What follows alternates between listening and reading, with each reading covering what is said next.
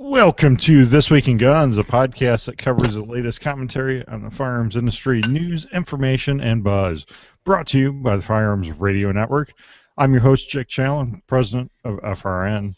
You make this show possible. That's right, you simply click through our Amazon affiliate link the next time you're shopping online, and a small portion of your sale goes to supporting pro-gun shows like This Week in Guns. We have a great panel this week. We have John Patton of the Gun Collective. Hey, John. Hi. How's everybody doing tonight? Josh Cass, Four Guys Guns. Hey, Josh. How's it going, Jake? Pleasure to be here. Thanks for having me. Nate Marr, Kinetic Development Group, inventor of the Grip Stop, and writer for Recoil Magazine. Hey, Nate. Hey, Jake. Good to be back on. And Billy Johnson, a Boxer Tactical, and Admits the Noise. Hey, Billy. Hey, Jake. How you doing, man? Doing great. The views and opinions expressed in this podcast are those or not those of the individual. Are those, not those? I don't know. What? How's this work again? Start from the top and go. The views and opinions of this podcast are not those of the individual co-hosts and do not necessarily reflect their official policy or position on the Firearms Radio Network and or their employer's viewer discretion is advised, especially on live show. What the hell just happened? Did I leave? He lost his mind. Oh boy. You all right, Jake? I left you a little present. Thanks. Yeah. Jake, Appreciate that. Patriot Patch Company helps make this episode possible. PatriotPatch.co. Check out the new I Love Guns and Patches patch, which is on my hat if you're watching live, and also have Firearms Radio Network t-shirts, which there's a bunch of those in the house tonight, and a bunch of new t-shirt designs. I just picked up the new Huckleberry Switch full auto Huckleberry t-shirt, which is on PatriotPatch.co. Sign up for the newsletter. Win a chance. You can win a chance to get a patch a month. PatriotPatch.co. And new Patreon perks. Patreon.com/week. Crowdfund this episode. Support us anywhere from $1 an episode on up. If you support us at $10 an episode, you get to hang out with the hosts after the show. Patreon.com/week. Top stories this week start with something positive, maybe not. National Gun Violence Awareness Day is today. Yes. And apparently we're going to stop gun violence by wearing orange, FRN orange to be exact. And so joke's on them. They're wearing Firearms Radio Network colors. Did they also add that you have to be ultra pretentious and douchey to do this? Dude, Yes. they had a march across the Golden Gate Bridge today about this. If you go on Instagram and look up the hashtag Wear Orange, it's nothing but like middle-aged housewives. It's like a bunch of People really that know nothing about gun violence. It's a bunch of really angry white people that don't understand the problem at all. That privilege, though. Hey, wait, you better check that. Well, it's funny because I think I get all their crappy emails because I'm subscribed to all the horrible anti-freedom groups out there, so I can kind of keep tabs on them. And I feel like Everytown just sent me an email and they said they're trying to extend this into the whole month. They just don't want it to be one day. They want June to be the National Gun Violence Month. So apparently, are they more gun violence, or yeah, to me that's like when you celebrate a whole month of something, you're supposed to like do that thing and like care about whatever you're talking about. Not like it's not National Anti-Gun Violence Month, right? Right. Well, I'm just thinking that I need to get into the business of selling orange shirts because. Oh, hold on, I'll be right back. That's a good idea. You know, I want to make some money off these people, right? The thing, this is just like another case of the whole hashtag activism. you have all these people losing their minds about this gorilla that got shot the other day. And then you have, like, what was it, 88 murders over Memorial Day weekend in Chicago, which was mostly, just crime. It was just gang-on-gang crime, just a bunch of nonsensical killings that were gonna it's gonna happen anyway.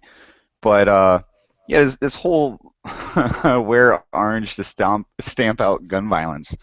Like I said, if you go and look on the internet today and to see some of like the misguided opinions of these people, it's insane. It's like they think that this campaign is going to make a difference in any kind of way, and any difference it makes, it's not going to be to benefit the good people of the world. It'll just be for the bad people of the world. Was that way? Blue_collar_Chris #wear orange. It's one of those shirts from the guys on the corners in Vegas. Girls direct to you in 30 minutes, and he's carrying the slung up shotgun and a pistol, smiling. #wear orange. I put on my Blaze orange shirt. There you go. What is that? Under Armour. That's fancy. I don't think it fits properly, but that's okay. I don't know. It looks kind of salmon color on your video. I assure you, this is Blaze Orange AF. Yeah. Is that an actual Pantone color match? Or? Yeah, look it up.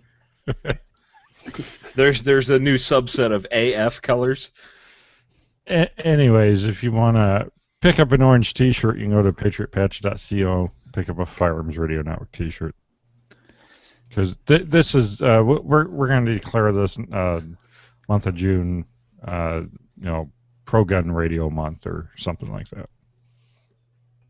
We can do that.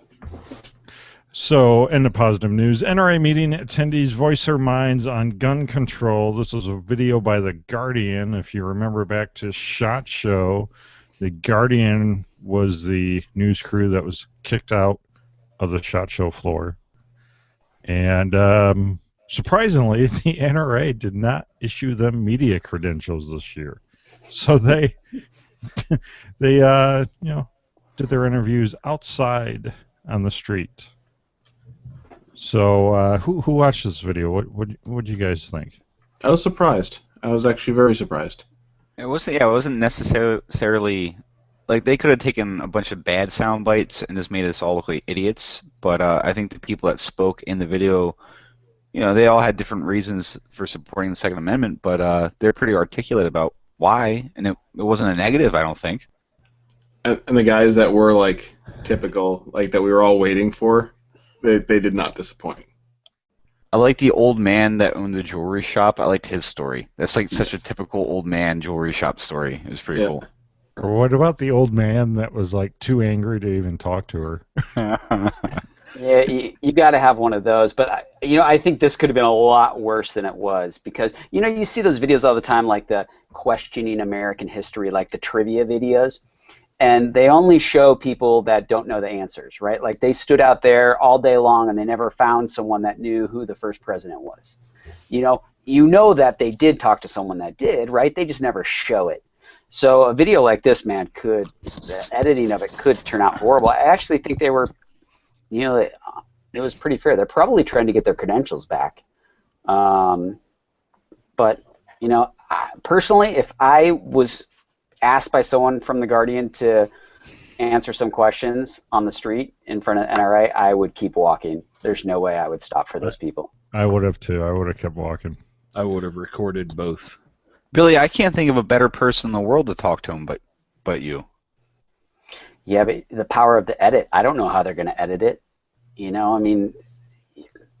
can do anything. You throw a little B-roll on top of it, and you can cut my words up and to any way you choose. So it's just, especially if you ever see two cameras, I'll give you guys a little hint. So if you ever see one camera, it's less likely that they can cut your audio, right? Because you have one camera. They have to throw B-roll on top of it. If you're ever walking into something that has multiple cameras, know one thing. They can cut you a million different ways. Yeah. So if you ever see someone who's really savvy about it, when I come into something, I'm like, well, you guys got 3 cameras here. What's going on? That's something that would always raise the red flags to me. That's why I film all the reviews, so I can look like it's one continuous stream of thought as opposed to me screwing up 900 times. I use 2 cameras minimum. Right.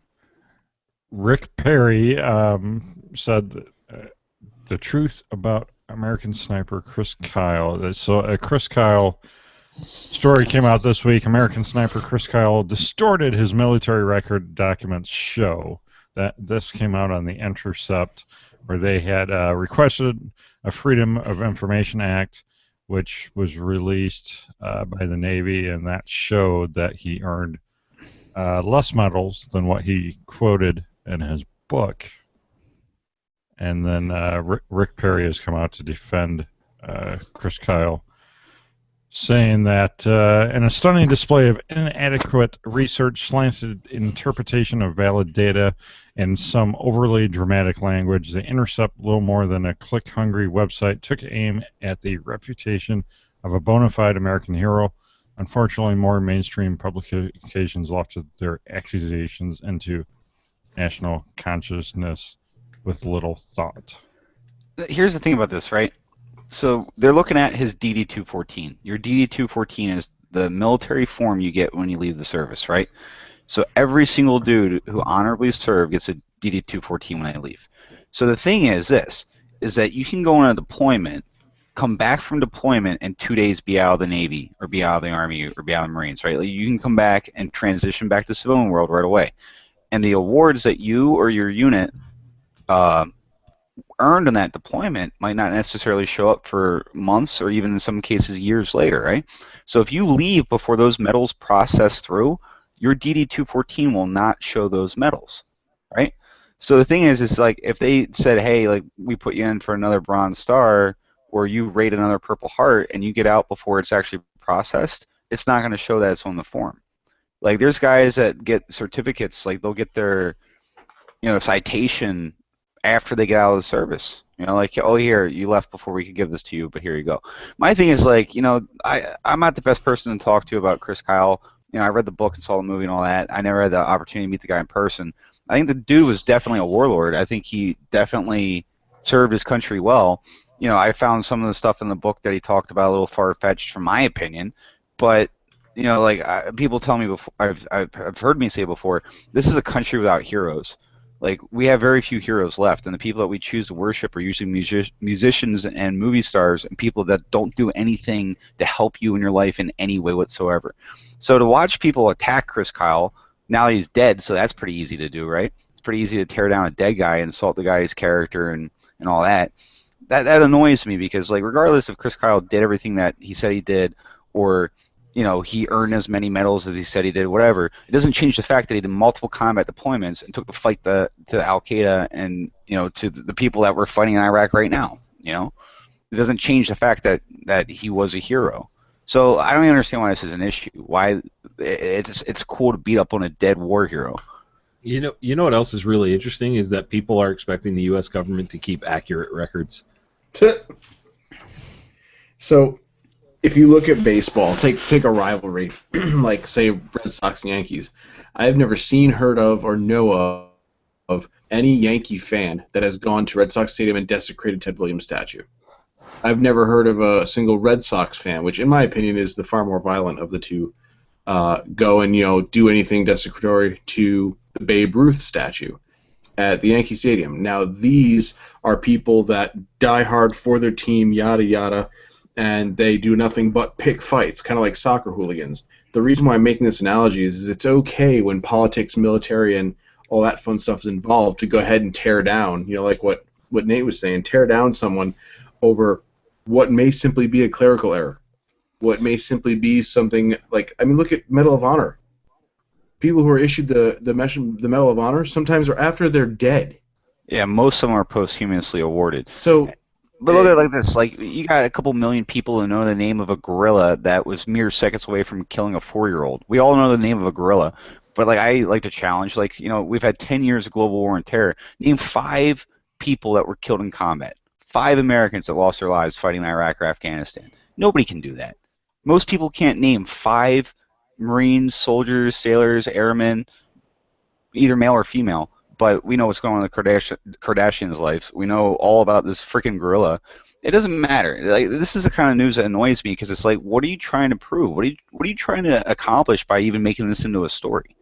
Like, I'm no fan of Navy SEALs. I'm not a big Navy SEAL guy, right? I got a couple friends that are SEALs, and they're the rare exception. As a whole, that organization annoys me. And if you talk to a lot of guys, outside of the SEAL community, you'll get different opinions. But the thing is that even though I don't personally get along with SEALs very well, I still regard them in high regard for doing a dangerous job and fighting for their country. And it doesn't matter if one guy killed 100 terrorists and one guy only killed one. They're all the same in my book. Anybody that put the uniform on and served their country, especially in combat, gets my respect until their character proves otherwise. I don't know. This whole thing's got me annoyed because, like I said, I'm not a big Chris Kyle fanboy, but I still regard him as a hero, just like I regard a Motor T truck driver who drove for 6 months in Al Anbar province as a hero. I don't know. Well, I'm looking through the article right now, and I actually, there's 2 writers on here on this article for The Intercept. I don't see any single quote from anybody at the Navy where they're verifying anything. It looks like they just got a form and then wrote an article, and then they're taking excerpts out of his book to contradict the DD-214, which is really interesting to me. Here's a larger problem, that media has changed so much now that I will say a lot of publications award their writers based on traffic the article receives. So this is causing a lot of journalists to search out these types of stories, right, to try to either discredit someone or find something that is going to be sensational, that's going to generate traffic, because they're going to get paid more. And it's a complete switch on journalism now because, people aren't checking their facts. They're not calling people up on the phone. I mean, it's happened to me, right? People would watch my NRA videos and just take an excerpt and go write an article, on Slate, on some of these publications, and they would never email me and ask for my comment. What kind of journalist doesn't ask? They're going to write an article about someone, and you're not going to pick up the phone and call them? It's freaking ridiculous. Yeah, Billy, I agree with you 100%. The word journalist is used very loosely these days. And like what you're saying is, it's all about clickbait. It's all about getting views, right? Like, we read stories that should never have been written in the first place. It barely passes at news. It's clickbait. I'm just saying, like, this is a story that didn't need to be written. You know how insanely hard it is to get a Bronze Star or a Silver Star, just one of them, right? And a Purple Heart, I'm going to tell you right now, is a medal that nobody wants to get, right? So the thing is, if Chris Kyle got 1 Purple Heart and 1 Bronze Star, that's still a hell of a lot. That's still, I mean, to me, it doesn't matter if, like, one document says 3 Silver Stars and one says 1 Bronze Star. It doesn't change the fact. It's not bad news, everybody. It's not going to bring all the dead Iraqis back. It's not going to change anything. It's not going to change his actions and what he did for his country. All right. Are we going to talk about the gorilla? It seems like, do we need to? It seems like we've been inundated with the Cincinnati Zoo's killing of a gorilla to rescue 4-year-old boy sparks outrage. Outrage everywhere. I literally do not care. Like, so now a gorilla's dead. Oh no, somebody's a bad parent. That's shocking. And a 4-year-old didn't listen. Oh no, shocking again. I watched this documentary that was on TV today about gorillas. It was called Planet of the Apes. And, like, after seeing what these things are capable of, it is no wonder they were quick on the gun.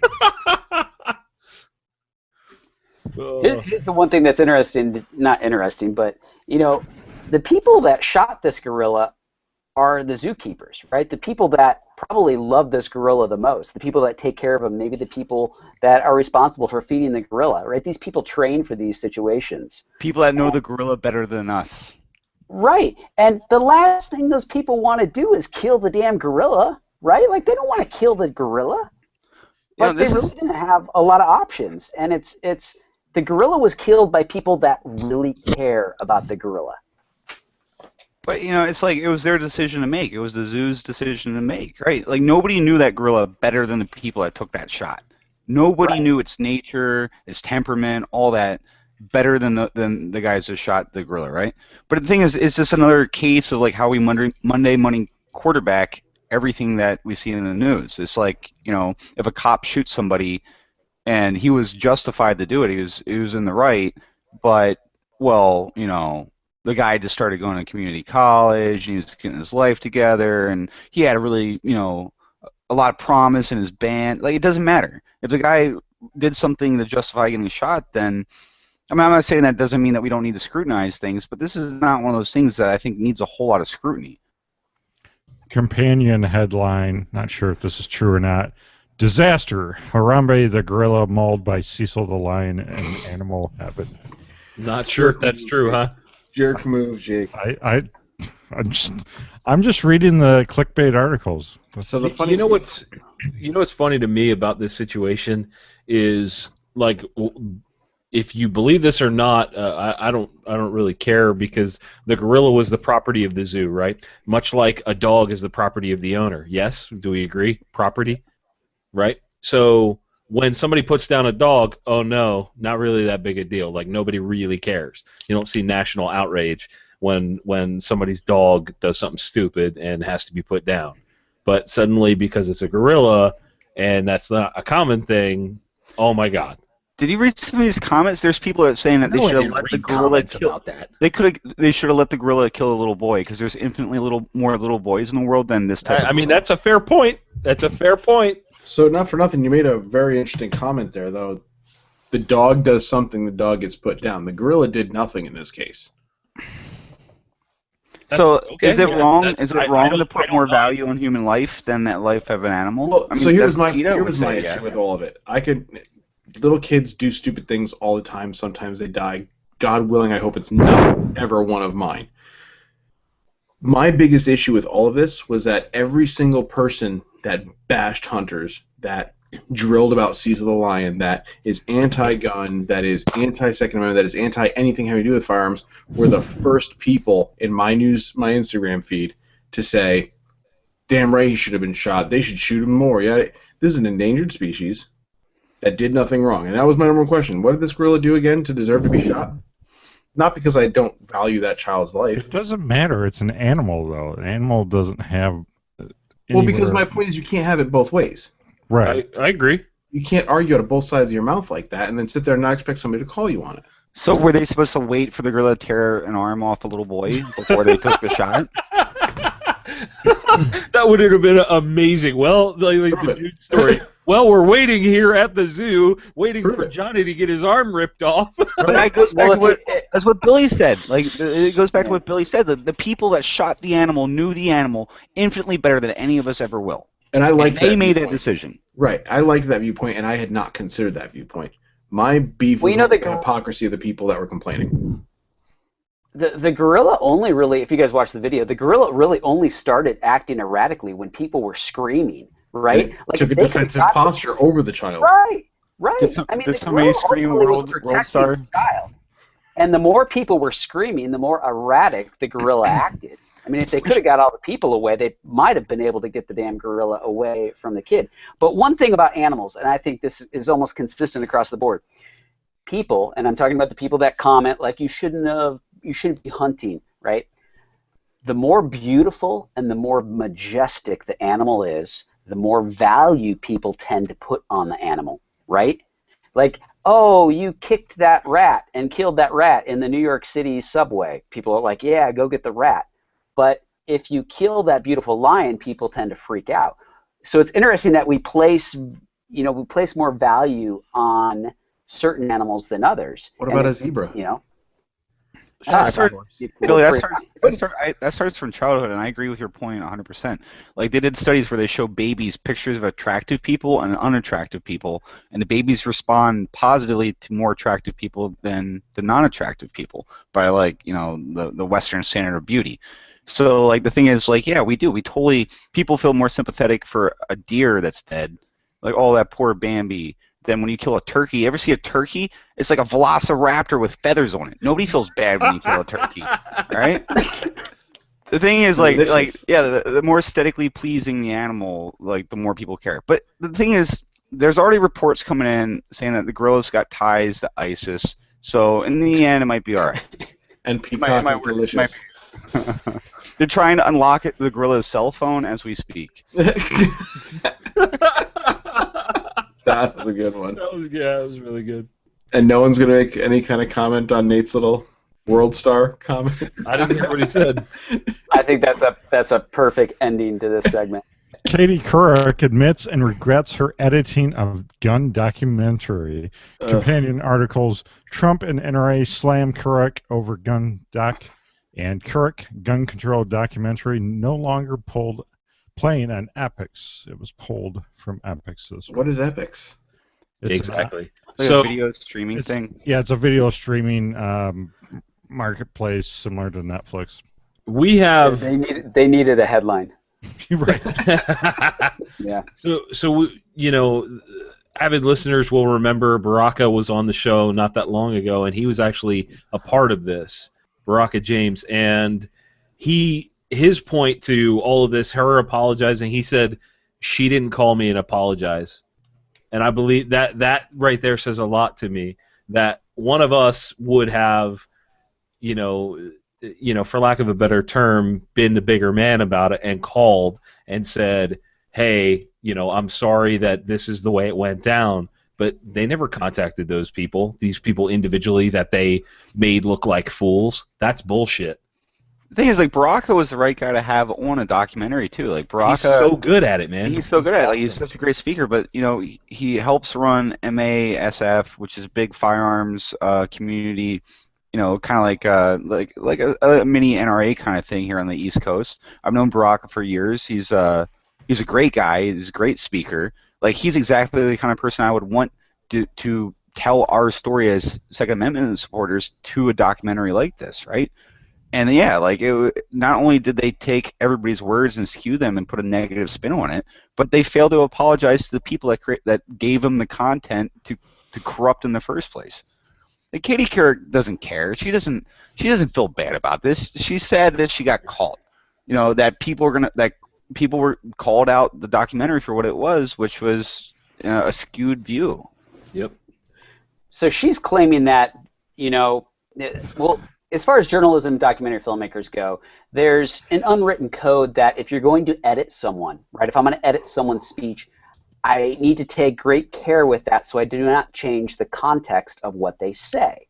So Katie Couric was saying that this isn't changing the context. I just wanted a pause left in there so people could think about that. And I would argue that's a bunch of BS, Katie. This absolutely does change the context of the potential responses, because you now cut in 8 seconds of people looking dumbfounded, like, oh my God, I can't believe she asked that question. And that's not actually what happened. So she is changing the context of it, which is complete fraud if you're a journalist. And I just call total BS on her. But I think they should highlight to people that this stuff happens all the time in documentary film. All the time. It happens everywhere across every spectrum of media there is. Doesn't matter if it's articles or the nightly news, documentaries, films. Everybody, that's what I'm saying. It's like, if you're a content creator, you have an obligation to the truth. And somewhere along the way, people forgot that. Like we were just talking about with the previous story about clickbait. Like, if you seek out something controversial that's going to get you attention, then it doesn't matter if you tell the truth or not, as long as you get the viewership, as long as you get the clicks, as long as you get the people saying, oh, wow, that was really good. It doesn't matter if it's true or not. Like, people talk about, like, the media. I don't read, like, the alternative forms of media, like The Blaze and all that nonsense, right? It doesn't matter what it is. It seems like more so today than ever before in our lives, I don't know what to trust and what to believe in, because it just seems to be all full of lies, everything. You should hear how much silence I edit in after Nate's, a couple cricket sounds. It's like a minute-long silence. Everyone's like, "Whoa, that was." I think the interesting challenge for people today. You're saying you don't know who to trust. Well, the bigger challenge is how to actually find out if that stuff that people are saying is true on both sides. So, but by the time you're done that's what I'm researching saying. it, That's it's what I'm 4 saying. days later, and we're on to the next thing. It's like we live in a culture where you don't do that. by the time you don't have disprove the time to lie, nobody cares anymore. By the time you disprove it, John. Well, by the time you disprove it, it's already like it's 2 days later. we're agreeing. I think what's really interesting is once something gets posted on some popular site, like somebody posts something on Facebook, and then like 8 other pages that have a lot of reach post the same thing from whatever side of the argument, if true, not true, whatever, it just becomes true. Like nobody will question it. Didn't you just say? Guys that do question it get looked at like crazies, and that's really interesting. Didn't you just put something up on the Gun Collective a couple days ago about that exact point? Possibly. I don't even remember what I put up. No, you're saying something to the same extent that it's like, how far do people actually go to fact check the things? Like, it was something about dates, like when people share an old story, like, oh, yes, that was on my personal Facebook, yes. But like, yeah, like we blindly share things like without looking at the dates, and then how much does the date actually matter? You know, like people share stories that are like 2 or 3 years old, like it just happened yesterday, because they're not consciously aware of it, and then everybody reading that article does the same thing, and they think that it's a current event. Right, and then we're caught in this swirling vortex of no one is really telling the entire truth, and that truth is so far buried under that most people just don't have the time in their day-to-day lives to find it. Well, or don't know how. That's a challenge for this show. Is all these articles we cover. Because of that, there, all these different news sites that repopulate the same article over and over again. A lot of times you got to really check to make sure, is this a current article? Is this a current story? And I've screwed up. I've put really old stories in here before, not realizing that, because it repopulated on a new website.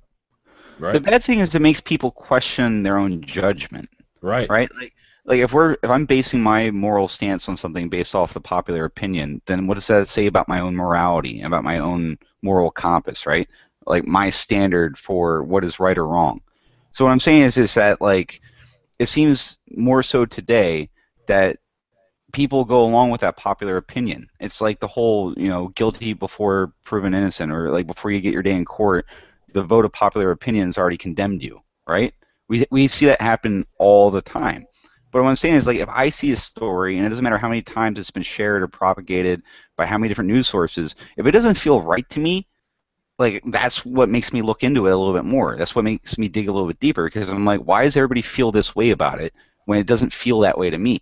And I don't think a lot of people do that. I think they just blindly follow and believe what they're being shown, because it's exhausting to try to investigate the truth.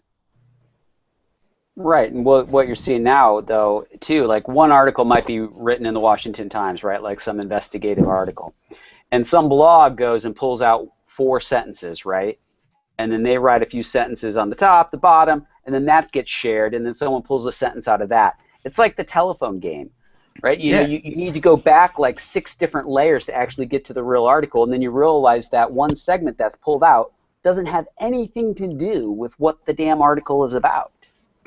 And it happens. You're right. It happens all the time. I see it in my social media feeds every day.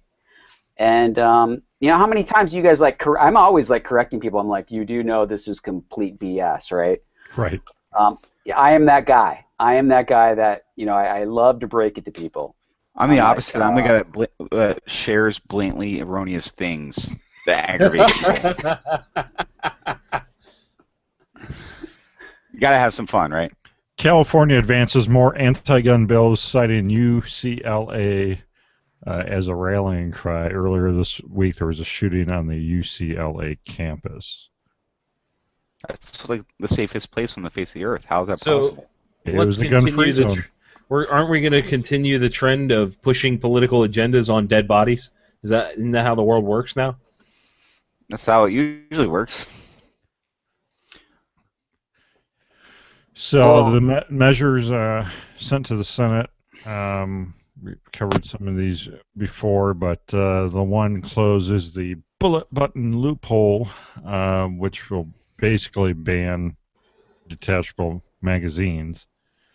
And it doesn't get much better from there. It's not looking good for California.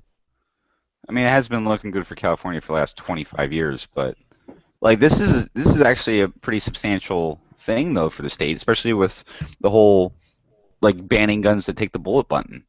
So like look at how many people have AR-15s post California ban and post nationwide assault weapon ban ARs that have the bullet button. So the people go out of their way to make the gun compliant, and now those guns are going to go the way of the dinosaur as well.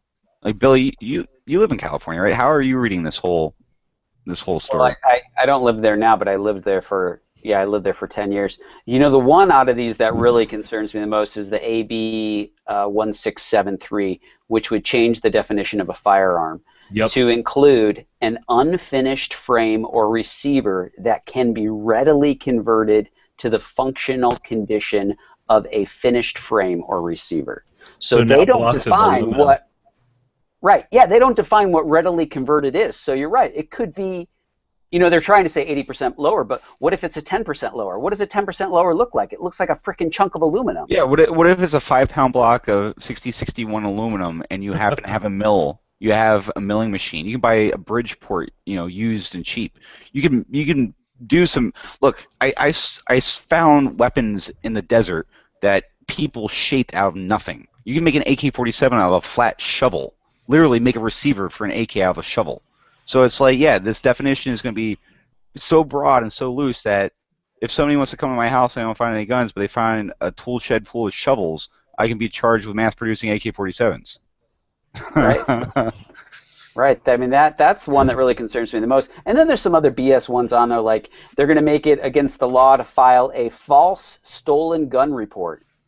Anyone notice anything about that? If you file a false police report, that's against the law, right? So now they're going to make another law that says it's against the law to file a false lost gun report.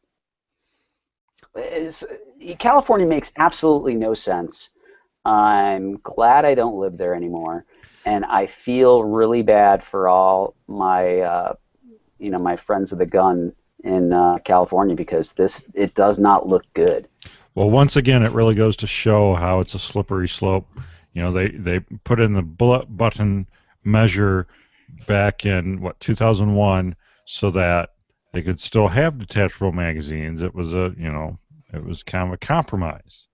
But now, the very same politicians that push for that are pushing for banning the very same bullet button. Well, it's a 30 magazine clip. Ghost gun. For a ghost gun. In the 9th century when gunpowder was invented, it was a sad day because back then people didn't hurt anybody. Our ancestors worked out their issues with handshakes and hugs and nobody ever died, right?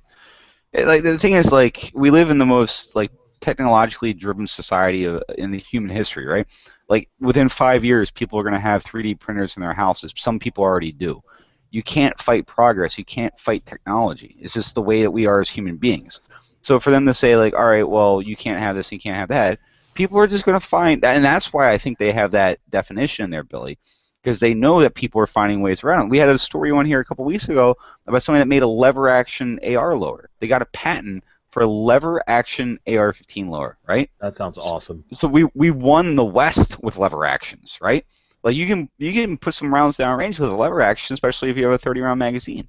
People will continue to find solutions around legal. They'll find those legal loopholes. It's not going to change anything because the bad guys are still going to get their firearms. They're still going to commit crimes. You take every gun in the world and throw it in the Marietta Trench tomorrow, I'll be the first guy to have a gun because I understand science. I understand how things are made. It's not like 75% saltpeter by weight, 20% was it charcoal by weight, and the remainder in sulfur, right? It's simple science.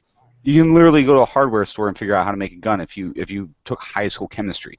So it's not going to change anything. It's not going to keep people from dying. It's just going to make the bad guys even more successful than they've already been.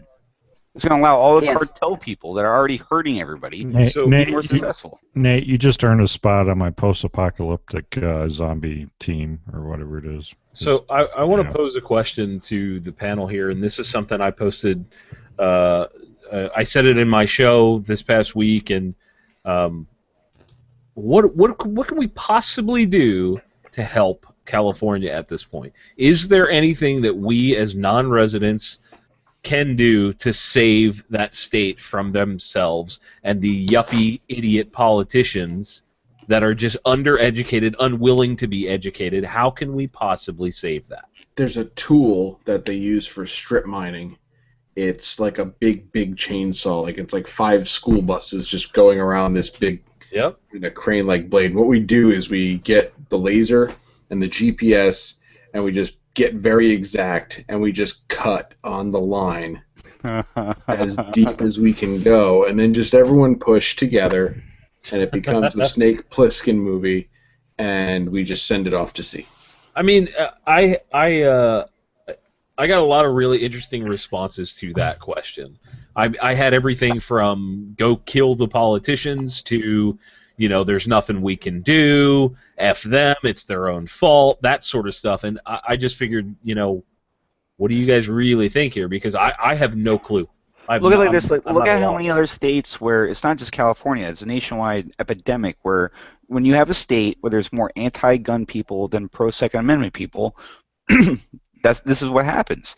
So the thing is, like, there's plenty of people that love the Second Amendment. They're big supporters. They enjoy the shooting sports. They enjoy firearms, and they live in California. If they're not the minority and they're not the voting minority, then this is what's going to happen. How can they possibly win it? How can they possibly reverse it?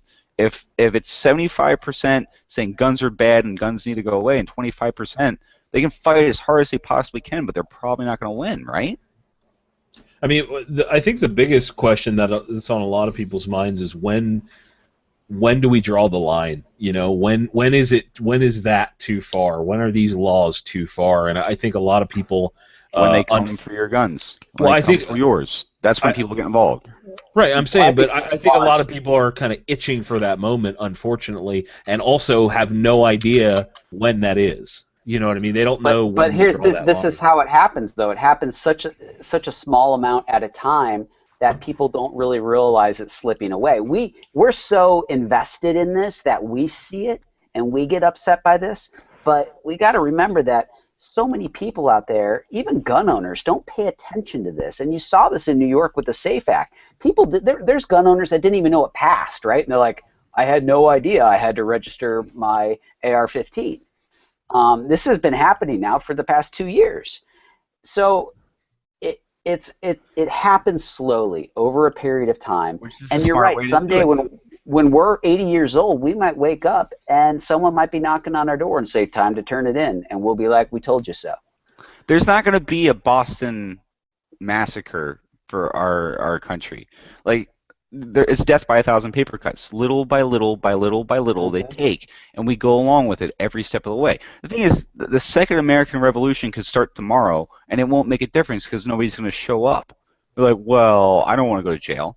Like, you saw it with, like, this whole thing with the Bureau of Land Management coming after all these different ranchers, right? I'm not just talking about the Bundy thing because I have mixed opinions about that. I'm talking about other incidents where the federal government oversteps itself or the state government oversteps it, and it's just you're shouting into a hurricane. Like, nobody's going to hear you. Nobody cares. And if people don't know and they're not interested enough to get involved, then they're not going to. Like, literally, the Second American Revolution could start tomorrow and nobody's going to show up. I promise you.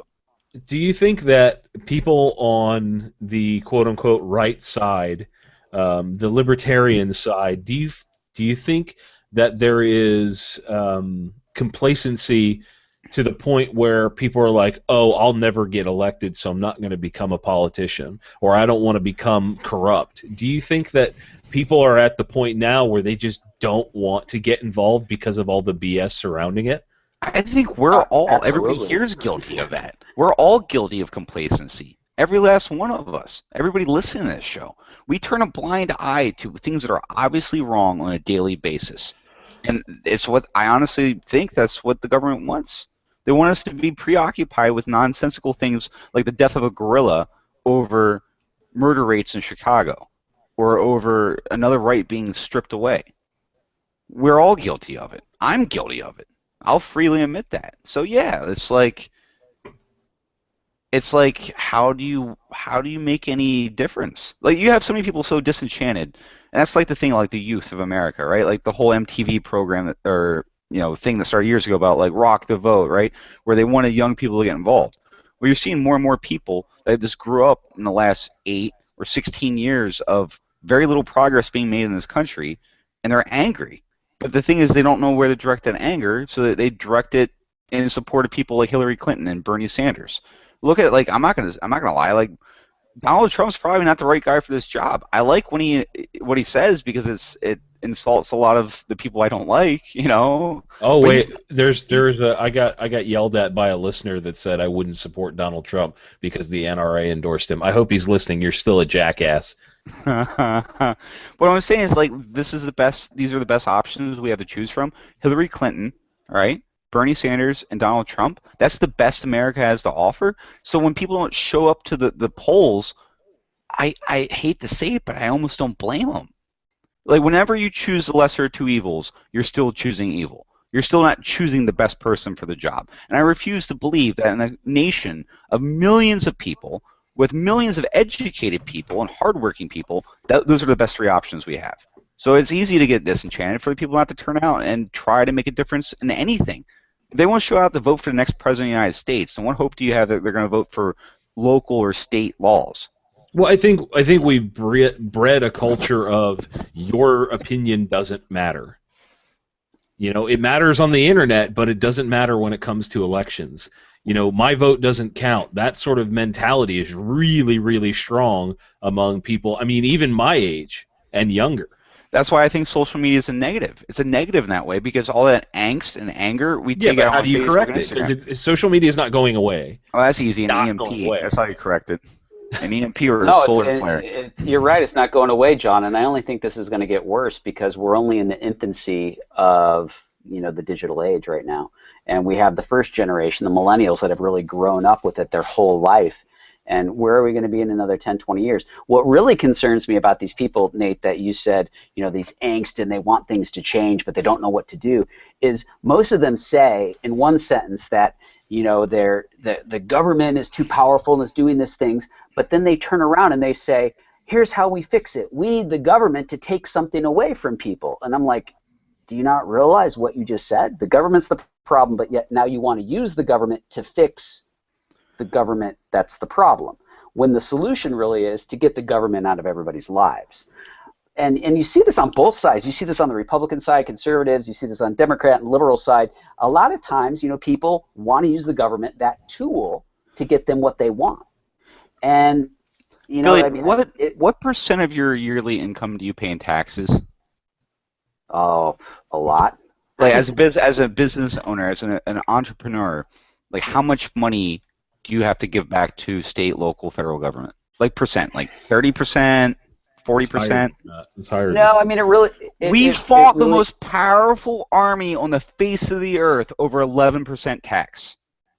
So right. Here we are. We're all definitely paying more than 11%, right? So we went to war. There's so many taxes that are hidden.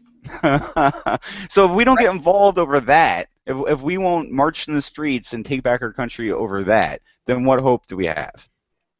That's the thing that makes me sad. Is like, we went to war over what essentially amounted to 11% tax on the colonists, and now here we are paying if not a substantial part of our income, so in some cases the majority of your income in taxes, and then, like you said, like, hidden taxes. Well, I think people are afraid to admit that they don't know what they would do without certain government support that, quote unquote, comes from those taxes. Yeah, I agree with you, because that's the whole point of this conversation, is that we've been bred to believe, so many people in America have been bred to believe that Uncle Sam is Uncle Sugar. Uncle Sam's always going to be there to take care of you. You don't need a house, Uncle Sam gives it to you. You need a cell phone, Uncle Sam gets it for you. You need health care. I'm a phone. Well, there's this funny thought, just last thing, Jake. There's this funny thought that things wouldn't get done without the government. It's so funny that people think that people cannot cooperate together without the government. It's the most ludicrous thing I have ever heard, right? I have needs, right? I have things I need. I find someone that can fill those needs, and we come up with a trade, whether or not it's money or barter. Human beings have been doing this since the dawn of man. It is nothing new. The system has just become more complex. But in the last 100 years. Yeah, Thousands of years of basic human things progress. are still there, right? Oh my God, how's my road going to get built without the government? Well, you know what? The government doesn't build your damn road. They take your taxes, take off a 30, 50% administration fee, and then they put out a bid, and then a private company bids on that, and then they build the frickin' road. The government doesn't build the frickin' road. Wake up, people. So there it is. That's my story. Well, let's go a little farther south where government works also much better. Not really. Report suggests Fast and Furious tied to 69 killings. Companion Mexican-related stories, Mexico-related stories. Mexican cartel weapons headed for border towns seized. And then Kate Steinle's family files for wrongful death suit over her shooting by an illegal alien who had a BLM gun, so a government gun that was lost. This is that poor girl that was shot in San Francisco, right? Right. Yeah. Yeah, and she was shot with a gun stolen from a federal agent. Right. Why haven't we hung Eric Holder yet? Twice. Say that again, Billy. From a guy that had already been deported once or twice, right? That guy that actually shot her, he had already been kicked out of the country several times. That's because we didn't have a big, beautiful wall to keep him from getting back in. It's terrible. Like this is the thing. It's like the federal government is saying, "Hey, we need this, we need that." You have states saying the same thing, like states like California, but it doesn't do anything to actually take the guns. Nobody wants the bad guys to have guns. None of us do.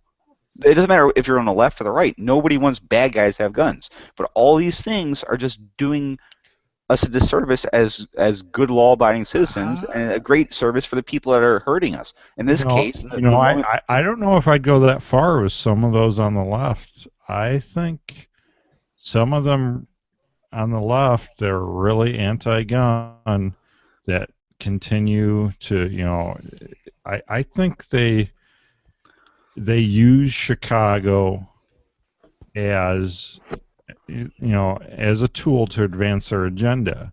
And if it ever, came about where all the criminals in Chicago all of a sudden didn't have firearms, their agenda wouldn't be advanced any longer. I mean, these are the same people that pay people not to commit crimes. That literally happens. I know. Where did we hear that? That was like a headline, not. Yeah, it's a thing. Someone was proposing that we pay criminals not to commit crimes. No. They've been they do pushing it. It's real. we just need to give them room to riot. Right. And safe spaces at the same time. So this is pretty interesting, though. Back to this first article, a report suggests Fast and Furious tied to 69 killings. Again, why haven't we hung Eric Holder for this? He's untouchable. Look, politicians are the new aristocrats of the modern era. They're untouchable. It doesn't matter. Look at the whole thing. Look how many career criminals that we have in Washington. If you have power and you have influence, you don't do jail time. It's that simple. The whole I never wanted to believe that my country was corrupt, and it's not until literally the last 2 or 3 years that I started reading it for what it is, which is we've become a corrupt nation.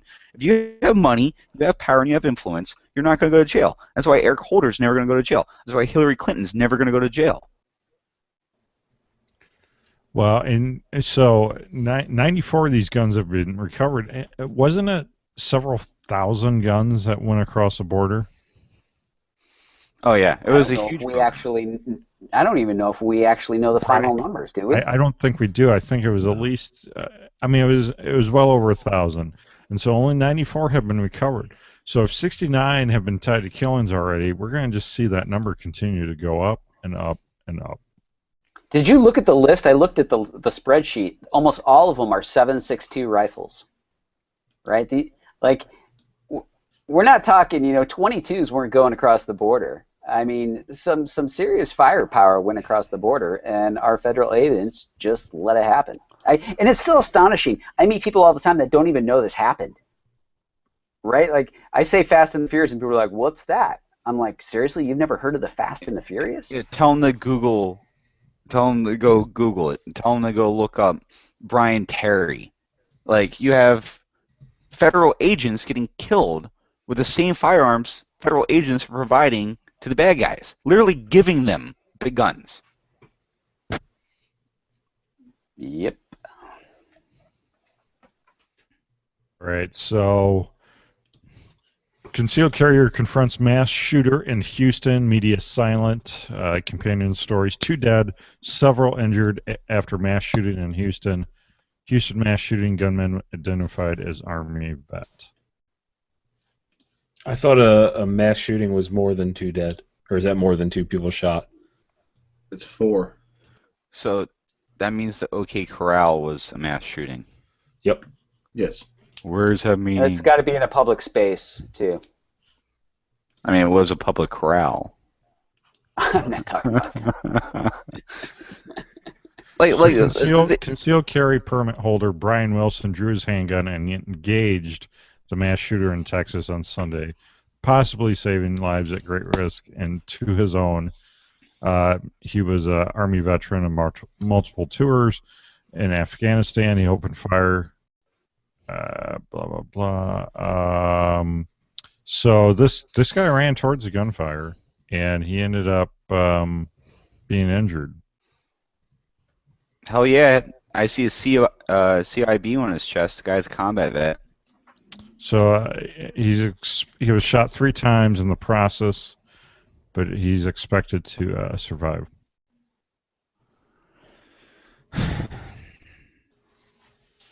Never happens, according to Gun Sense.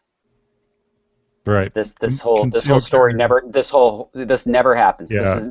This is probably maybe the first time it's ever happened. Right. So yeah, big thank you to this guy for putting his life on the line for other innocents. The only thing necessary for evil to prevail is for good men to do nothing.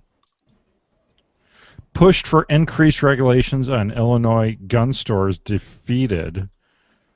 So this was, I think we briefly talked about this before, where this was gonna really ramp up the regulatory changes for gun stores, where like every transaction had to be videotaped and all kinds of nonsense. Yeah, I remember that. So this has been defeated. And other interesting bit of news is that we came very close to having suppressors passed here in Illinois. It passed the democratically controlled House and headed for the Senate. It died in the Senate, but there's still hope here in Illinois because the budget did not pass.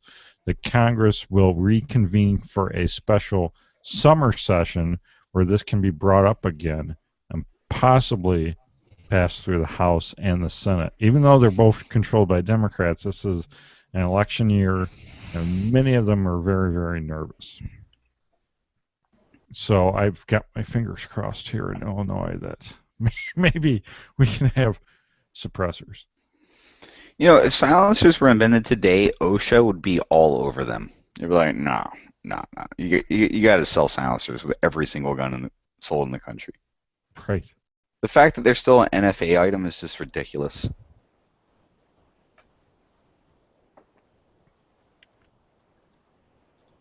So last story in the main last story in the main top stories, and they came for the BB guns. Over 2,000 surrendered in amnesty in Scotland.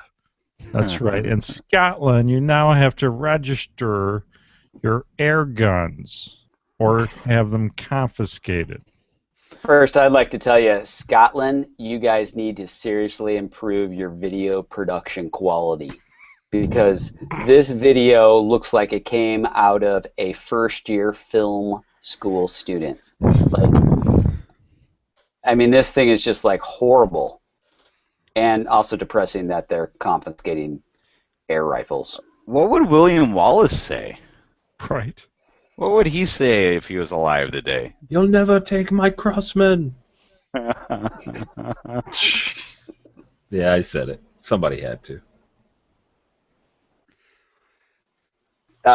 Again, though, Nate, like, you can't stop the signal. We talk about how easy it is to make a firearm. How easy is it to make an air gun, right? I mean, with access to air compressors nowadays, I mean, I have one in my garage. If you think about it, a blowgun is technically an air gun. Right. And that's right. a hollow, just, tube. Yeah, I mean, there are some people that are saying this is ridiculous. This came out of nowhere. Like, there haven't really been a rash of crimes with air guns in Scotland. That this was just another thing for politicians to do, that they felt they needed to take these dangerous weapons from people's hands. But this shouldn't be a surprise in the UK. I mean, while we have gun sense here in America, they have knife sense, right? They have people marching in the streets wanting to take people's steak knives away from them. I have an Irish buddy, right? And he told me once that you never want to fight a Scotsman. I said, why don't you want to fight him? He's like, they'll shank you faster than anybody. Like they'll stab you? And he's like, yeah, but it's how they stab you that's worst of all. I'm like, what do you mean? And he's like, they will stab you right in the taint. Right in the taint. They'll try to stab you in the butt, right? That's gross. No, it makes perfect sense because you can't put a tourniquet on a taint like Dark Angel Medical says. It's true, right? And then it's almost always impossible. It's like such a hard injury to sew up. There's all kinds of porous veins and capillaries in that area.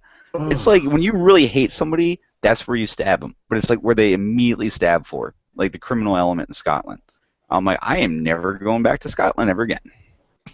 So there's a quote in this article. It says, I would encourage anybody with an air weapon to stay on the right side of the law by handing them in during the surrender process, or if they wish to keep them, making sure they apply from July 1, 2016 for the right to own an air weapon. Apply for the right. Apply for the right. Apply for it. You're not even going to have it. Just apply. You can face up to 2 years in prison for having an air rifle after this goes into effect. Because those crows, I mean, they're really fighting against gun violence. I'm offended. We're to the I'm offended. We've been offended this whole episode. we're to the I'm offended section. While you guys look over those stories, check out the AR-15 podcast giveaway. You know what? They drew a name for this. So thank you all for entering the AR-15 podcast 9mm carbine giveaway. We drew a name and we have a winner. Check out the AR-15 podcast Facebook page for more info on that. So I'm offended. I'm not necessarily offended. Someone here is offended, though. Gungate 2016, Gary Johnson tosses Austin Peterson's gift into the trash after winning nomination for the Libertarian Party. And so apparently Austin Peterson gifted Gary Johnson a replica, like a flintlock pistol, and then after the speech and everything, Gary Johnson was seen throwing it in a trash bin, and it was retrieved. It was retrieved by a couple who gave it back to Austin Peterson. All right. So he doesn't like flintlocks. I mean. So here's where it even gets weirder, is that two sources close to Peterson's campaign have verified that on May 30th, 2016, a representative from Johnson's campaign reached out to the group of Peterson's volunteers to attempt to extend an offer of $500 in exchange to get the discarded pistol back. I feel like this is like two B-list celebrities arguing over something stupid. That's pretty much what it is, John. Neither one of these people has any chance at being president.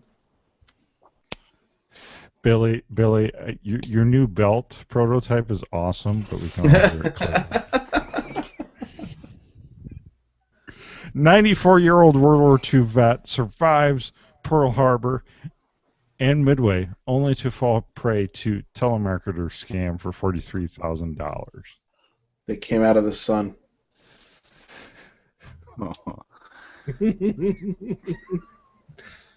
I mean, this poor old man called it the worst tragedy of his life. Wow. And for a dude to survive Pearl Harbor and Midway to say that, that's something right there. So somebody started a GoFundMe, shocking, for 50 grand for this young man, and currently they have exceeded that to the tune of 61,000 and change dollars. That's pretty cool. That's good. That's really good. And there's a lot of donations, like $25, $50, $100. It's not like everybody's donating $1, so that's kind of cool.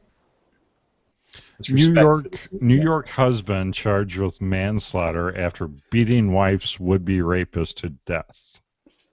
Oh, wow. That makes sense.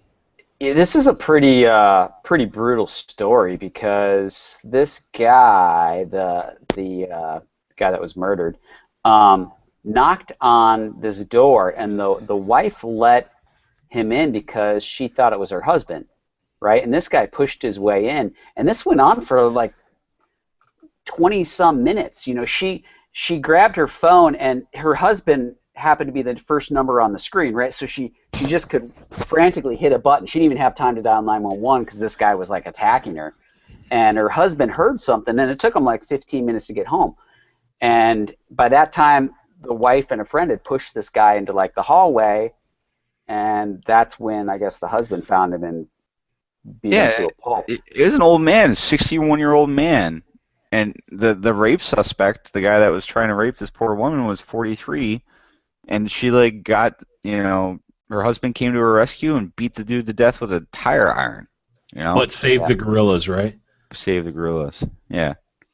Like, here's a guy, a 61-year-old cab driver, hard-working dude, just trying to live his life, comes home to his wife, screaming likely bloody murder, finds a half-naked man trying to rape her. Like, what would you do? What would you do in that situation, gun or no gun? I mean, he did the right thing and is now being punished for it. Yeah, all I could think is in some smaller towns, this would never have made the news. This, because the authorities would have showed up and be like, oh, there's a dead rapist. Oh well. Well, this guy had a long rap sheet too. Like, this wasn't like, oh, there must be some confusion. No, this guy was a bad dude.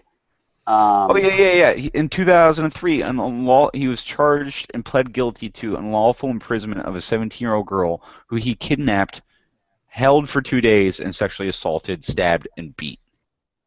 This isn't. This isn't. How is that guy even on the street, right? Well, you can go to jail longer for like credit card fraud than raping a child these days. So it's the world we live in. Too many stories to cover this week. Overflow section. You can see the show notes at firearmsradio.tv and click This Week in Guns. Support us on Patreon, patreon.com/week, and you can, if you support at $10 level, you can hang out with us after the show every other week and talk about these extra stories.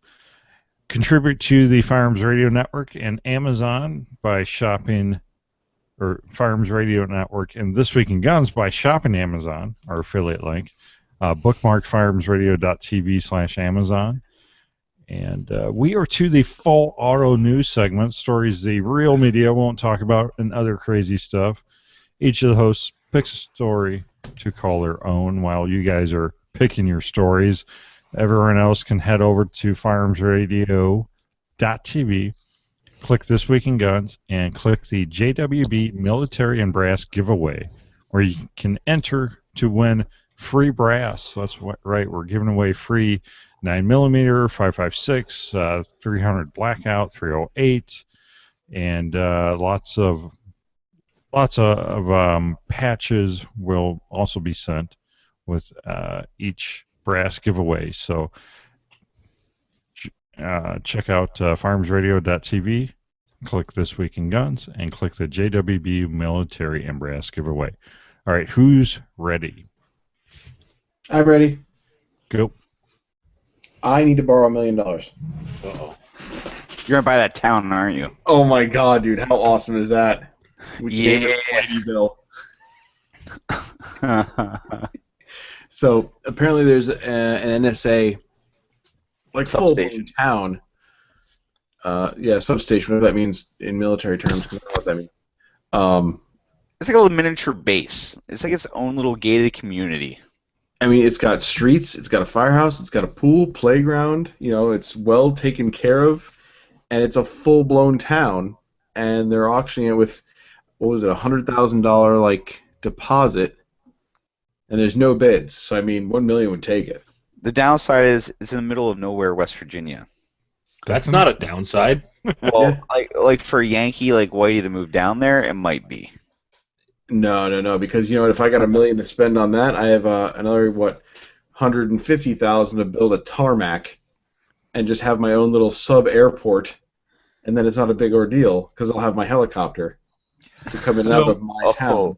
We're helicopter rich now. We're helicopter rich now. If you can buy a town, if you can buy a town, you got a helicopter, right? You can fly your helicopter from your private town in Nowhereville, West Virginia. It's not just any helicopter. It's a pimped out Blackhawk. We're talking leather, chandelier. Rich Corinthian leather. A chandelier in the helicopter. That's maybe like a hula girl on the dash, and I'll have Snoop Dogg pilot it. What would be the first decree of Whiteyville? Nudity is encouraged. All right. So, like, this is Whitey's not lying. If you check out the link, it's pretty cool. It's actually a pretty nice government facility. The playground looks like all brand new equipment, right? The buildings are relatively new buildings. So this was an NSA substation. So what it essentially amounts to is a miniature military base is really what it is. It was a gated compound. There's a checkpoint, controlled access onto the compound. There's a water tower. There's probably like a fire department. There's you gotta understand, like, military base is like a self-contained city reliant on itself, right? So whatever you need to survive, you're gonna find on a base, and usually on smaller bases like this, like the substation. I can't believe it's so cheap, but I do understand why it's so cheap, because it's literally in the middle of nowhere, West Virginia. I like it. If I had $1 million, it'd be the new FRN headquarters. There you go. If it was used for the NSA, it's probably got some good data pipes. Right. I was going to say, that thing's got fiber optic all the way out to where there is civilization. Jake, what would be the first decree of FRN land? You must open carry every day. I don't know. No fat chicks. No fat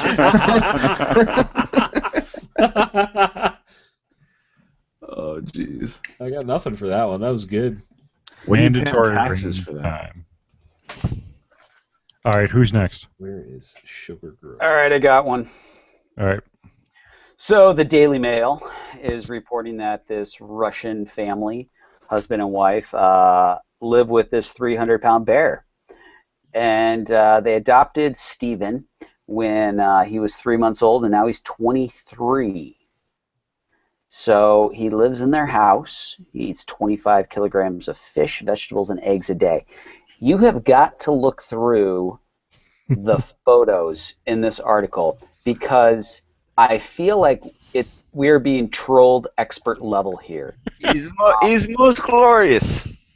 I mean, it's hysterical. Even one of the photos, I'm like, is that really a bear or a man in a bear suit? But I watched the video, legit. I mean, it is a real bear. I just still feel like something's off with this. Although he seems very nice, and they're cuddle with him on the couch.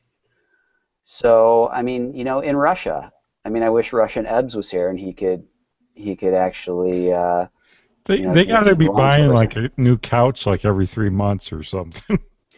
Well, I know. You see the claws on this thing? Like, he's puncturing that leather couch all the time. That's what doesn't make sense. You look at their house and you're like, nothing's knocked over. They have knickknacks on the shelves. I'm like, I'm sorry, you got a 300-pound bear. Like you cannot have knickknacks. Like, He's okay. He's okay. House is bear safe. We're talking about being helicopter rich, but Russians just want to be bear rich. Right. There was actually an episode of Family Guy where they said that all the Russian people were bears on unicycles. This is a good lead to that theory. Yeah, I mean they're actually like playing like bounce ball with them in the backyard.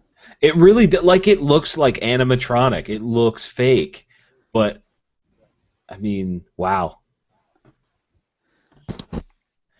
See, now what if this thing gets shot when a 4-year-old kid gets near it? Oh well, what's the owner's name? What's his name? Yuri. Yuri's gonna pull out his AK, and Yuri's gonna mow you down if you shoot his bear. Yuri is such a stereotypical Russian name too. That was culturally insensitive. Don't care. Pantalentico is his last name. Yuri Pantalentico. Is he wearing a tracksuit? All right, he's wearing a vest, so you have that. I'm ready. all right, John.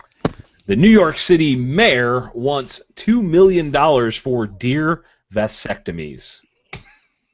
So I guess Staten Island has a problem with the deer population, and instead of spending, 30 cents a round culling a deer, they would like to pay $2 million to control the population, which is hilarious and also very, very dangerous, because that you're trying to scientifically control something instead of just continue. Like I spent some time in Texas with a guy that manages populations on some of the largest ranches in the United States. Over 1 million acres, that kind of like huge ranches, and he was kind of telling me that like you have to be very, very selective about this, and if you let a certain animal live, it's got to be with reason. So if these sterile bucks get out there and like really do something damaging to the rest of the population somehow, like if it changes their temperament, I mean that's a big effing problem. Because then suddenly Staten Island has 0 deer, which is not good. Why does Staten Island need deer? Right. Like, who cares? Like, the way I see this, just let the population continue to increase, and a bunch of Mercedes and BMWs will take care of this problem for us. The same people that probably will want to increase taxes to pay for a $2 million vasectomy program will pay for it in auto repair. Can we call it a deersectomy? Deersectomy. All right, Nate, what do you got? All right, well, of all these stories, the only one that really kind of jumped out at me, aside from the deersectomy one, was the Department of Defense will finally stop using floppy disks for nuclear operations. Oh my God, really? Yeah, but see, I don't look at this like everybody's like, good, this is asinine that they were using 8-inch floppy disks to control nuclear, data and fire sequences and whatever, right? I look at this exactly the opposite. I'm like, no, this apparently you had a system that worked. You should probably keep it. Like, if you wanted to hack that system, if you wanted into that system, how would you do it? Who's alive that knows how to do that anymore? I guess some older hacker dudes. But look, this is my whole premise on this, right? Is that when the Egyptians built the pyramids, they carved the hieroglyphs in 5 inches deep, right? Because they knew that it was going to be blasted by sand for the next couple thousand years, right? It was important enough for them to make it as permanent of a form of media as possible, right? And ever since the printed word, our storage of media has become less and less permanent, right? I can go and play a record my grandma listened to in 1925 on a record player if I have the right equipment, but if I have a CD in Arizona for a week, it won't play because of the sand. You know what I mean? All of our data is electronic now. So I look at it as a we negative had this thing. conversation on the show before, actually. It sounds like something I probably would have said before. 8-inch floppy disk. This thing is giant. It's Yeah, like, we're gonna get one of those It's like a dinner plate. So I think the only guy in the world that could do it is the guy from what was that? The Hacker, or what was it? Hacker Man. Well, you know what? It was a Pierce Brosnan movie. Like, do you guys remember the movie War Games with the guy from Ferris Right, with Bueller? Matthew Broderick. Yes, right. So remember, like when that movie came out, it probably scared everybody. I wasn't like old enough to care because I was like too little when it came out. But like, oh no, there's this computer program that could go rogue and like launch nukes, and a teenage kid tricks the machine. Like, no, the thing is, like, I'm saying that this might be one of those things where keeping it analog might be a good thing. That's all I'm saying. The movie I was thinking about was GoldenEye. New and shiny doesn't always equate to better. That's you know how a lot of hackers break into things, right? They put something on a thumb drive and then they drop it in a parking lot of a Fortune 500 company, and someone's like, "Oh, someone lost their thumb drive," and they go in their work computer and they plug it in, and boom, the Chinese did that to the American government with brand new in the wrapper thumb drives. Right, now, so here's the funny thing, right? At a nuke site, someone's going to drop an 8-inch floppy out in the parking lot. Yeah. It's so hysterical. You're like, oh, here's an 8-inch floppy. Let me go plug this in my 1982 floppy drive. Like, meanwhile, your 23-year-old soldier or employee that walks by is like, somebody dropped a coaster. What is that? Like, you don't even know what it is. It's like if you found the Dead Sea Scrolls. So anyway, I'm just saying, like, no one's really even used the 8-inch floppy since like before 1980. Which is why it's so brilliant for them to keep using it. That's what I'm saying. The electronics we have today are extremely fragile, right? And there's a whole industry built on that. Look at how many people buy OtterBoxes for their iPhone, right? 1 year goes by and we all buy new phones. So, like, I think it was like late 1800s, like 1890s, there was a solar flare that fried every single telegraph line in, like, Europe. So the thing was, like, it was a big enough solar flare to fry a telegraph line, and they had to restring wire to make up for that. So when you have more sensitive electronics, like, you know, the computer I'm broadcasting from right now, they're more sensitive to electronic magnetic pulse attacks. I'm just saying, like, having a newer system is not necessarily the best option here. I don't know enough about the subject to be definitive about it, but if it ain't broke, why fix it? You make a really good point. I think next week we need to do This Week in Guns Telegraph Edition. I mean, we need to go off grid, EMP proof. So we'll send some decoder cards out so you guys can tell what we're talking about. Well, here's the thing. It's like, all right, so the people I fought at one point in my life, right, they use technology. They use radios and cell phones and things like that, right? And when they realized that we knew how to counter those things, you know what they did? They went back to dead drops and analog forms of technology that were extremely hard for us to detect and extremely hard for us to counter. So I'm just saying, like, new and shiny isn't always a better system.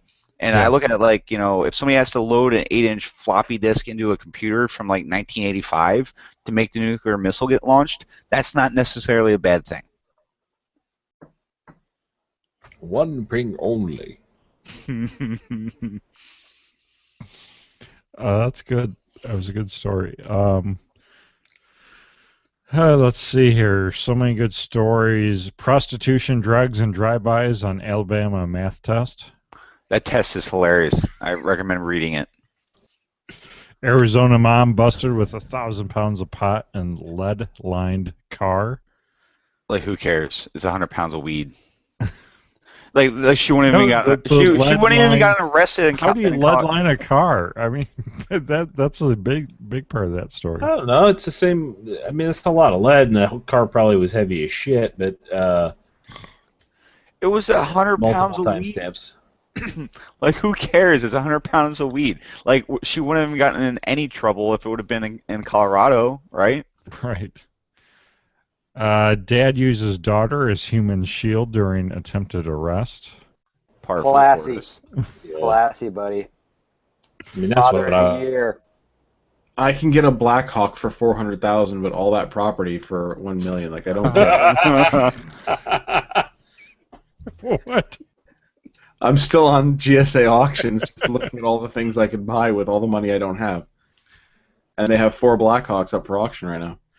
Speaking of retro technology, secret World War II German code machine found on eBay.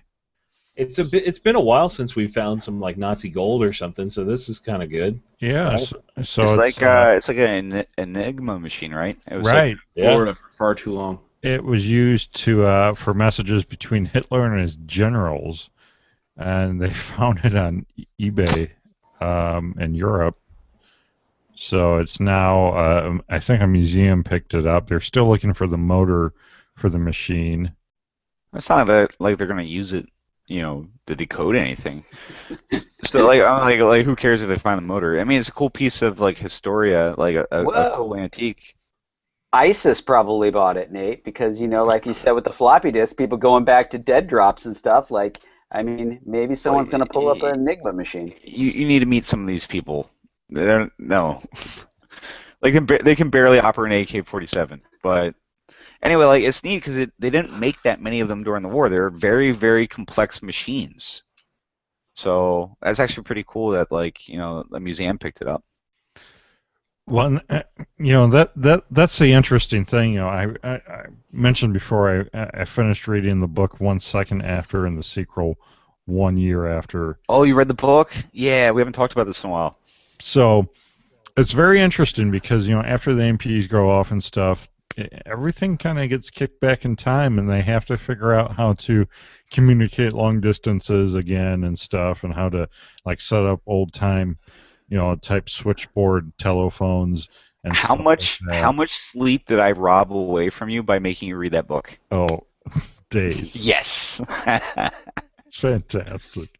It's really interesting because that knowledge base for operating this old, while it was quote unquote simple technology compared to what we do now, no one really knows how to set those things up or run those things anymore. Listen, most adults in America don't know how to build a fire without matches, so that doesn't surprise me. Right. Like, honestly, if you took somebody that has an engineering degree, like today, and showed them patents from the 1920s, like the Industrial Revolution, it would be like witchcraft to them how half the machines were made or how they functioned. Because they're mechanically complex because they didn't have any other means of making things. I'm just saying, like, what we regard as like intelligence or a cutting edge, if you took that same technology and looked at it in comparison to not even a full 100 years ago, like people were resourceful then. It's incredible stuff that we came up with in the last 100 years. But how low tech is also usually complex. So you can support this show through crowdfunding it by going over to patreon.com/week. We have all kinds of different levels that you can support This Week in Guns at. Start out with $1. We'll send you some awesome FRN and This Week in Guns stickers. If you go up to $5, you can get an FRN t-shirt or a patch. Go up to $8, we'll send you a supply drop box full of goodies every 3 months. May include stuff like range bags, tactical flashlights, t-shirts, patches, hats, cleaning kits, gift cards, and more. $10 level will let you hang out after the show with us, and $12 level is your t-shirt of the month club. And then we have a $15 level ammo dump box where you get a large box full of goodies every 3 months, which may include the items I mentioned before and more. Patreon.com/week. Please go over there. Pledge your support to keep Pro Gun Radio coming at you every week. Patriot Patch helps make this episode possible. We have some new pre-orders up for It's Dangerous to Go Alone. We have a 3-pack up. It's Dangerous to Go Alone, suppressed pistol version, shotgun version, and chainsaw version. So check that out. PatriotPatch.co. This is part of the show where we see what's going on in these guys' lives and see how to connect with them online. Nate, how's it going? What's new, and how can people connect with you? Things have been going good. I had a really long trip, from the NRA show. I left from there, went to the Special Forces Convention down in Tampa, so I was gone for like a solid 2 weeks. So I am still getting caught up on emails and all kinds of stuff. But no, things are going well for KDG. We have some new products coming out pretty soon. We're getting over some production delays, so that's good. Super optimistic about this upcoming summer. There's going to be some big changes for the company and some good things for our customers, so I'm pretty stoked about that. If you want to check out what my company does, check out Kinetic Development Group. You can just Google that or go to kineticdg.com, and you can follow us on Facebook and Instagram.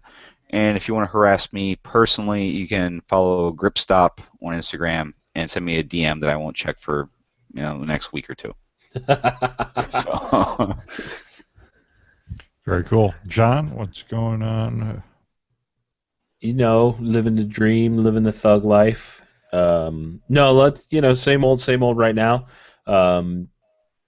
Working on TGC News, working on expanding the team and getting some new shows going. That's about it, man. If you want to find out more about me, just look for The Gun Collective on your Google machine. Josh, Four Guys Guns, what's up? Not much. We had a great time at NRAM. Was just on Gun Guy Radio last night with Mr. Matt DeVito. We have a couple new series we're actually looking to spool up, so hopefully look forward to that if they pan out. We also have a new review going up next week on the drive-by kit. We got a lot of questions about how we kind of carry medical stuff in the vehicle, and one of the cool things I've seen is actually using something it's not designed for to meet a purpose, so that'll be pretty interesting to see the reactions from that video. You can follow all the fun and activity on Four Guys Guns on Facebook, on Instagram, all one word, at Four Guys Guns. We're also on Twitter. You can follow my personal shenanigans day-to-day on Snapchat, FGG Space Whitey. And also, if you are looking for those Velocity Mag extensions, they are now available on store.fourguysguns.com in 4 sassy colors. Very cool. Billy, Boxer Tactical, what's up? Jake just got back from a little time over across the pond, and I got to do something really cool over Memorial Day weekend. I actually got to visit the Colmar Pocket, which was the last German stronghold in France during World War II, and got to visit a lot of different cool memorials and really awesome museum in a cellar of a farmhouse where some American troops kind of held up while they were being attacked by Germans. So it was pretty cool. I got to see Audie Murphy Memorial. If you don't know who Audie Murphy is, the most highly decorated soldier of World War II. Ultimate right. Badass. If you don't know who he is, type his name into the Google box right now. So I got to see some really cool stuff. It was the first time I had been to that kind of World War II memorial. So I just got back from that. That was a real high of my trip. Boxer Tactical is doing well. We got, like I've said before, we're ready to roll out all these new products, hopefully real soon here. Next week, actually, we'll start rolling out the first one. And you can connect to me on Instagram at BoxerTac or at Amidst the Noise personally, and Facebook and all the other social media sites. Leave your feedback by commenting on the bottom of this YouTube video or the bottom of the show notes at firearmsradio.tv and click This Week in Guns. Contribute to the show with our Amazon affiliate link, firearmsradio.tv/Amazon. And don't forget to check out all the other awesome shows here on the Firearms Radio Network. Thank you, Nate. Thanks for having me on, Jake. Always a pleasure. Thank you, John. Thank you, sir. Thank you, Josh. Pleasure to be here. Thanks for having me. And thank you, Billy. Thanks, Jake. Take care, man. That's a wrap. We'll see you next week.